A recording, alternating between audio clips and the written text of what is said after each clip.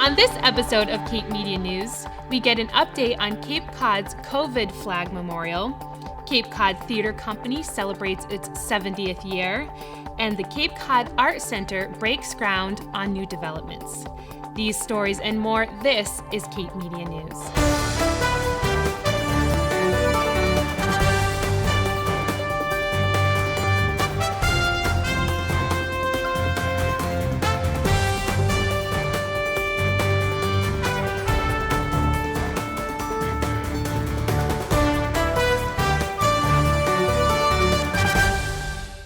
You're watching Cape Media News, your local authentic newscast for Cape Cod. I'm Emily Tellick. Thank you for being here.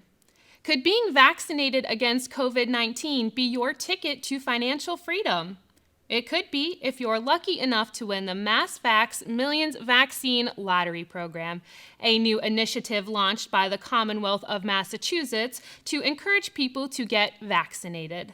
The giveaway program, which is open to adults 18 and older who are fully vaccinated, will award 5 $1 million cash prizes and 5 $300,000 college scholarships. The drawings will be held once a week for 5 weeks, beginning the week of Monday, July 26th, and continue through the week ending Friday, August 27th. To learn more, visit mass.gov/vaxmillions. The Atlantic White Shark Conservancy is kicking off summer with its second annual Shark Challenge next week.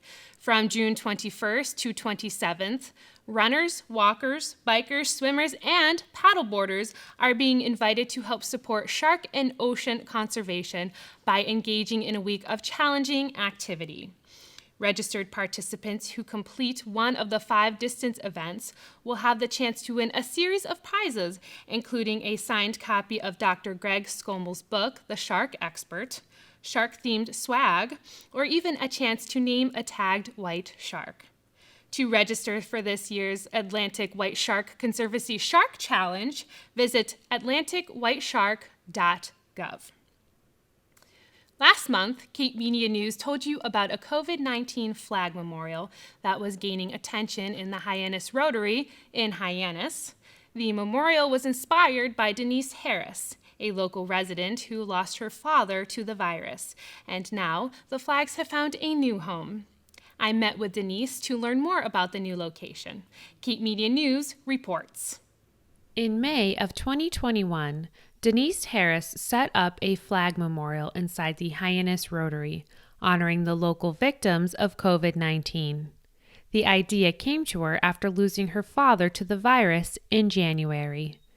Now, 1 month later, Harris has relocated the flag memorial to a small park in Hyannis, a space more easily accessible to the public. So they were originally at the Hyannis Airport Rotary, and the permit was only till June 6th. My plan was to take them down on June 6th, and that was going to be it. That's what I wanted to do. I fulfilled what I started out to do.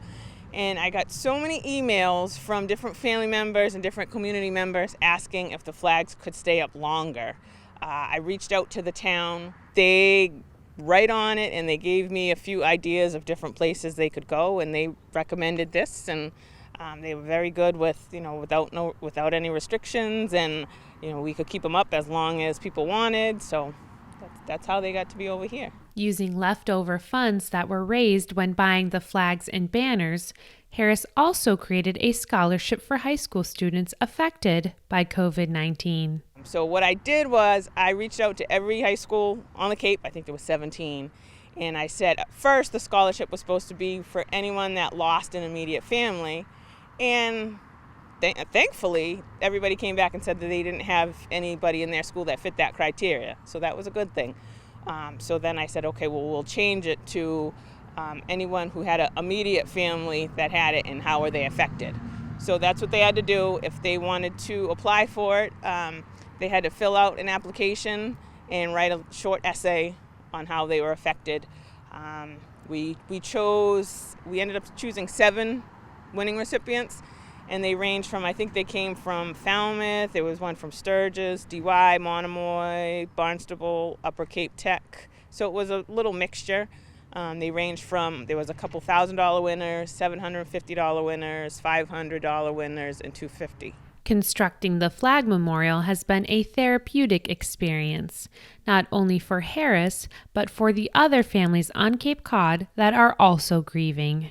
So many people had said, this is kind of a closure that they never got, and they're so glad that they can come every few days and just, walk around the flags. And so it was so nice, and it felt complete to me. I set out to do what I wanted to do, just to know that it was helping other families as much as it was helping myself. The COVID Flag Memorial can now be found at 725 Main Street in Hyannis. For Cape Media News, I'm Emily Tulloch. If you'd like to visit the COVID Flag Memorial, you can find it at 725 Main Street in Hyannis.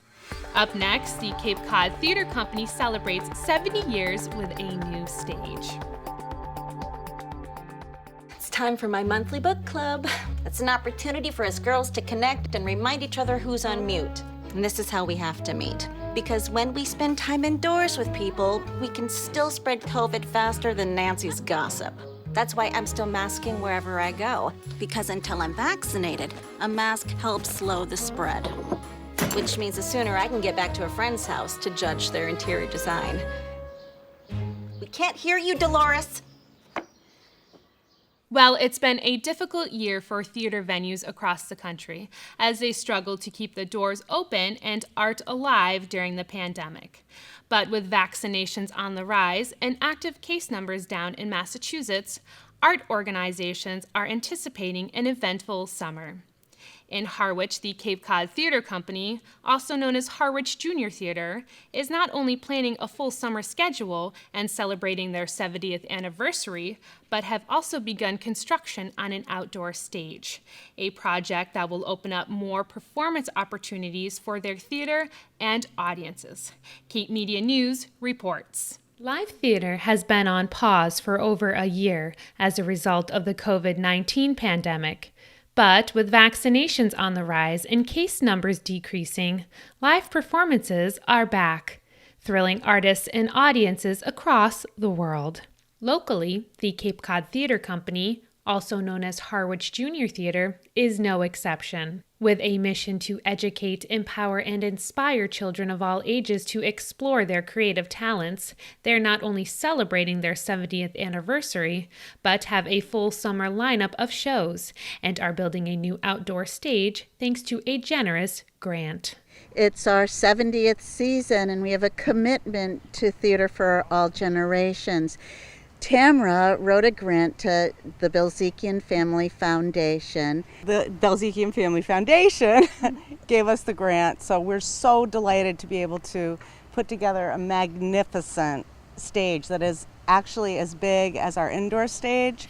Construction of the outdoor stage, located in the theater's back parking lot, was well organized in advance and has come together through the power of a supportive community. Rob Zappel, who's been here for like 62 years or something like that. He's on our board, and he's a valuable member of our whole organization and community.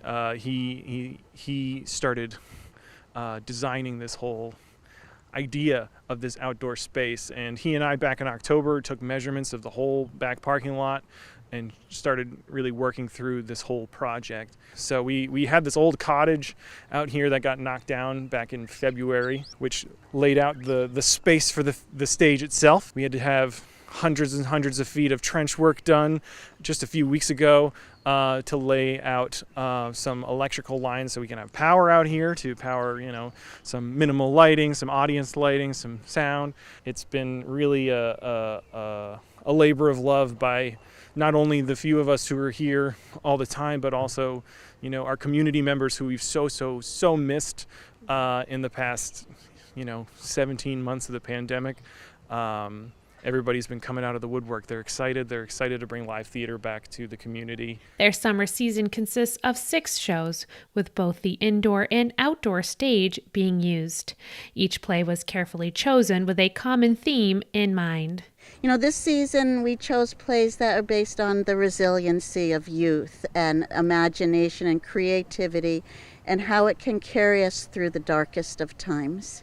So what does the next 70 years look like? Cape Cod Theatre Company hopes to continue expanding their services and creating shared experiences through the power of live performance. For the future going forward, we hope that we will have expanded our campus and be able to offer a lot more both inside and outside, not just for productions but for classes. Live theater transforms lives, and when people of all generations create art or theater together, it breaks down so many boundaries, and I don't think it will ever go out of style. I think there'll always be the need for live theater and live music. For more information, visit CapeCodTheatreCompany.org. In Harwich, for Cape Media News, I'm Emily Tellick. The Cape Cod Theatre Company will premiere their first outdoor show, Sleeping Beauty, on June 29th to July 16th, 2021. To learn more or for tickets, visit CapeCodTheatreCompany.org. Up next, Cape Cod Art Center breaks ground on new building developments.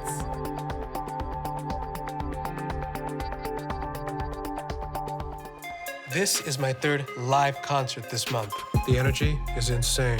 The crowd, pumped.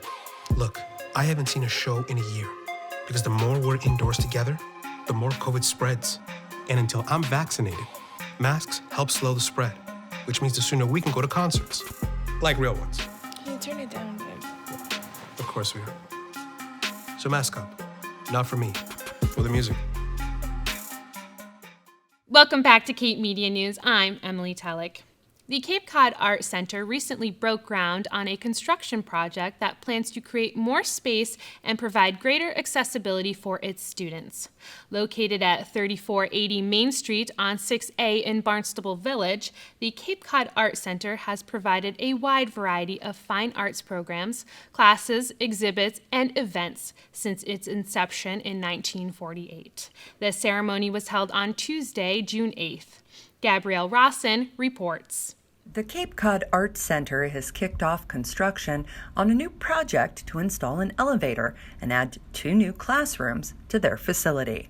This building was built in the early 70s, and we've not done too much to improve it, but because we are adding so many new classes and workshops, we really felt that we had to enlarge the studios, have some more space, and put in an elevator, which we've desperately needed to make the building handicapped accessible. The upgrades will provide greater accessibility to the center's 2 exhibition galleries, gift shop, and conference room, and also increase classroom and conference space by nearly 20 feet. We started this project about 6 or 7 years ago, and we started a capital campaign fund and received a very generous grant from the Mass Cultural Council, which really got us going.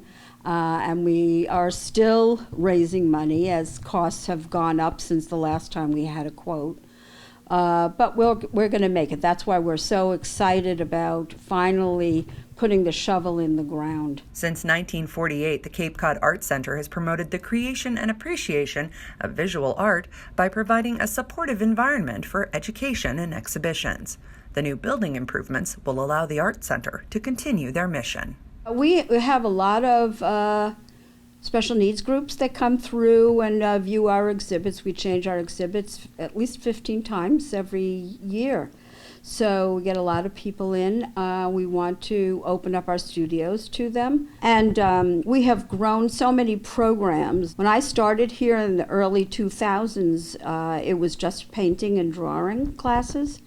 I brought in photography, and we have a tremendous amount of photographers all around the country that are members and that follow us and take our workshops and tours and lectures. And recently we've started a digital art movement, so to speak. We have a group that meets every other week to talk about different apps and different ways of creating on the computer. So it's getting very exciting. The groundbreaking ceremony was attended by local leaders such as State Representative Tim Whalen, Barnstable Town Manager Mark Ells, and many more. all there to support and celebrate the Art Center's new project. I just hope that this becomes one of the community centers in Barnstable, that people can come and have meetings and have fun events and come in and hear some of our talks and tours and participate in the things that we do. I think it just opens it up to a wide variety of people to come in. The Cape Cod Art Center is open during construction and is located at 3480 Route 6A in Barnstable. For Cape Media News, I'm Gabrielle Rawson. The Cape Cod Art Center is open to the public Monday through Saturday, and admission is always free. To learn more, visit capecodartcenter.org. Well, that brings us to the end of this week's episode of Cape Media News.